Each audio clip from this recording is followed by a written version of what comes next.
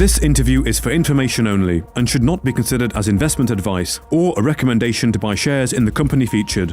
Welcome to this Stock Box interview. Joining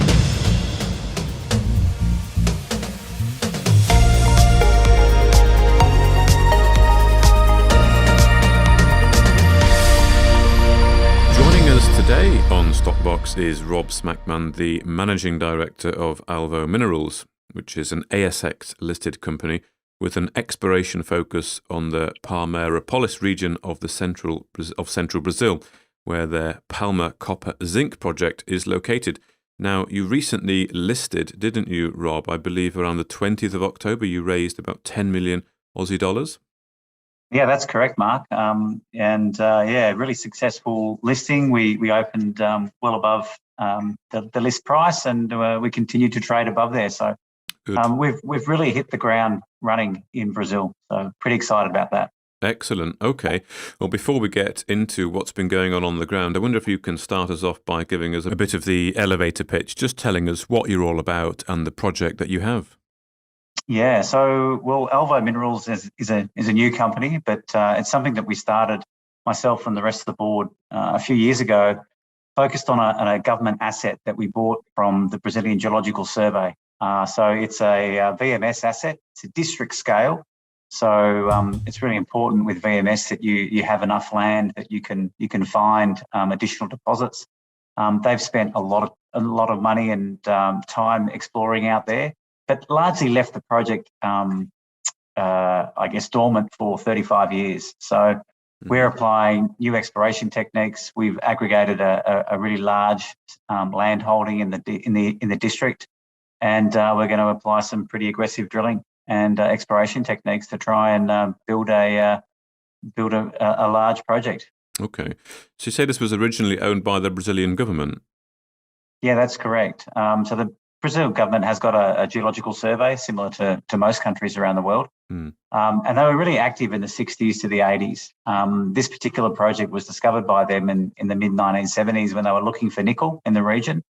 They found a couple of outcropping deposits of VMS-style mineralisation, which is primarily copper and zinc, but there is some lead, some silver, and probably some gold associated with it, but they've never really tested for the gold. So we think that's a real opportunity.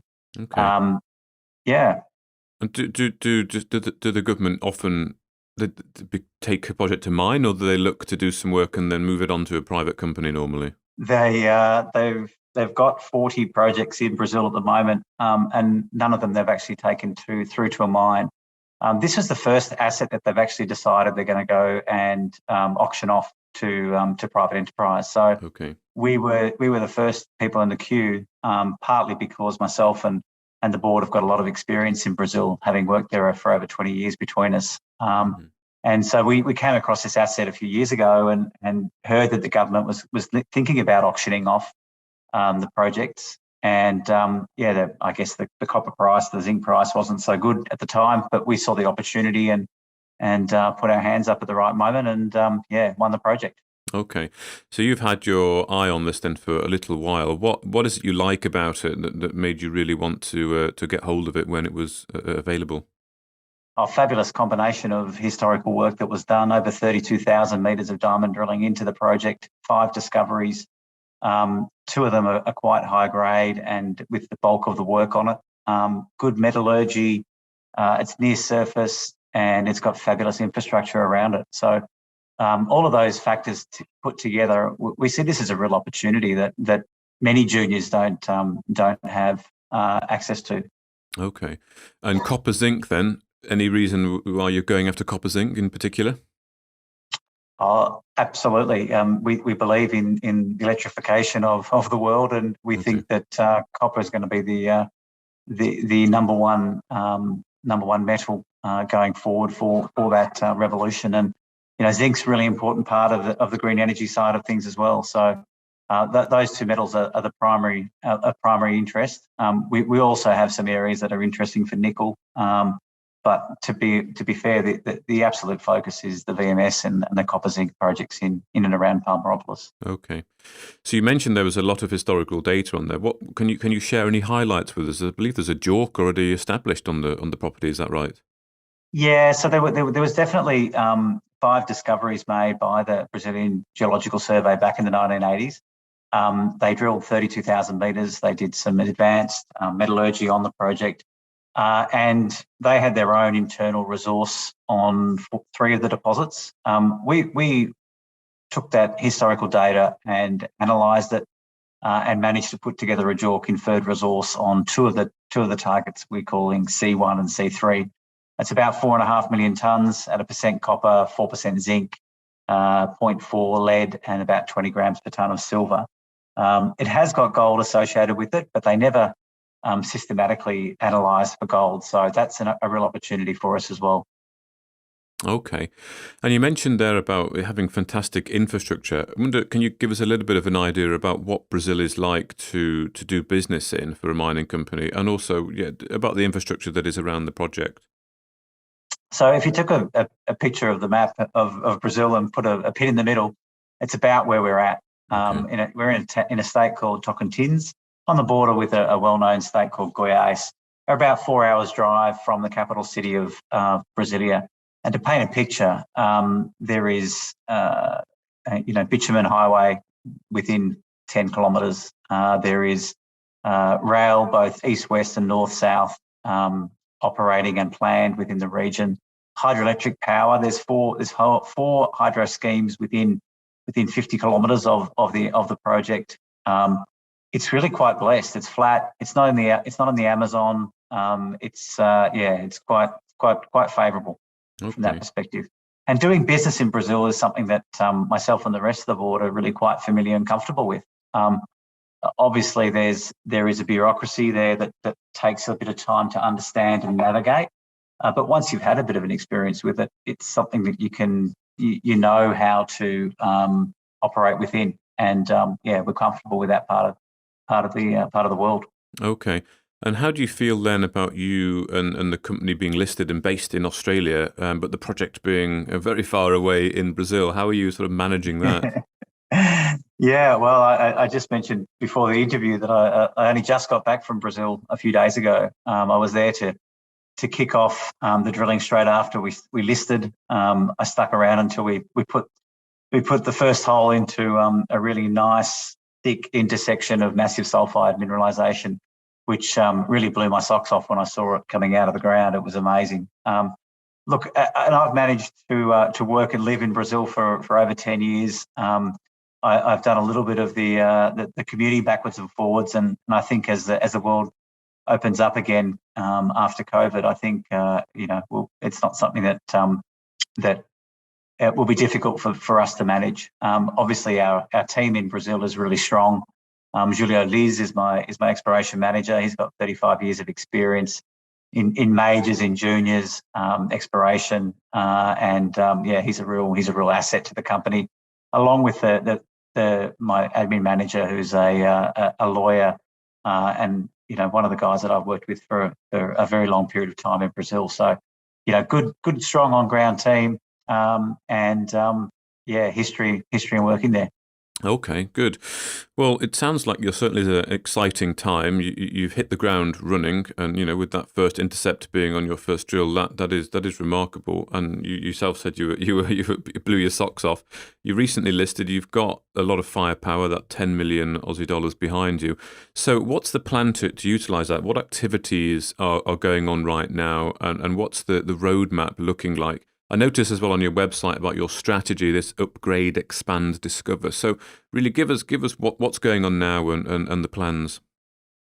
Yeah, well, the centerpiece is the upgrade, expand, discover. And what that really means is drilling. And, we were really focused on getting the rig on the ground as soon as possible. It's difficult to find rigs in Australia and Brazil and other countries in the world. It's difficult to build a team and to get agreements with the labs, but we've got all that in place. So the upgrade, the expand, the discover, it really plays towards the VMS style of mineralisation that we've got. So we've got an existing inferred resource. It's inferred because they haven't done enough drilling into it. So we want to upgrade that into indicated category as a minimum. The expand side of it is we want to make those resources that we've got bigger. So we see some opportunity along strike, down plunge, at depth, parallel zones at C3 and C1. So that's where the expand part comes. But the really exciting part, and what really gets me excited, is the discovery side of things. And VMS prospects in their style of mineralisation globally, they cluster. And what that means is you tend to have multiple ore bodies within the same district. Now, we've got the opportunity of picking up an entire district that's never been properly explored. So the historical work that was done was all done from surface geochemistry, and the known deposits are actually outcropping. So when you can apply some modern geophysics on the ground, you can actually start to hunt below surface. And in 2008, a company called Votorantim, which is a very big company in Brazil, a privately owned conglomerate, flew a VTEM survey across the area, and it lit up a whole bunch of conductors, which were similar to what the known deposits were. So we think there's a real opportunity here to discover new deposits of the VMS style, and build a really big inventory in our Palmer project. Okay. You mentioned as well that it's quite difficult to find rigs both in Australia and in Brazil. And I do hear that quite a lot, that drill rigs are hard to come by. Do you feel this is telling of what's going on in the sector at the moment in base metals and where it's heading? I think it certainly is. In Australia, there was quite well publicised lockdowns in different states and different cities around the country, which really limited some of the exploration. And now that things are opening up, there's a huge pent up demand for exploration equipment. So that's been a big thing. And Brazil's no different from that perspective. Okay. And I think it's not just base metals. It's gold, it's lithium, it's graphite, it's nickel, it's a lot of different commodities. Yeah, indeed. Okay. So just a final thought then, if I can get from you. What key things are you looking forward to, or certain points in time along the roadmap that you're looking forward to getting to? I'm just excited about the drilling. We hope to add a couple of different additional rigs very early in the new year, so that I can have multiple projects drilling at the same time. Okay. So that'll be quite the achievement. Look, really getting our teeth into understanding the how these deposits hang together, getting some ground geophysics going so that we can actually try and test some of these targets that have been that are tantalising us, and I just hope we can make a discovery, because that's going to be what the real game changer for us. Indeed. Okay. Well, Rob Smackman, the Managing Director of Alvo Minerals, thank you very much for your time, and I look forward to following the story.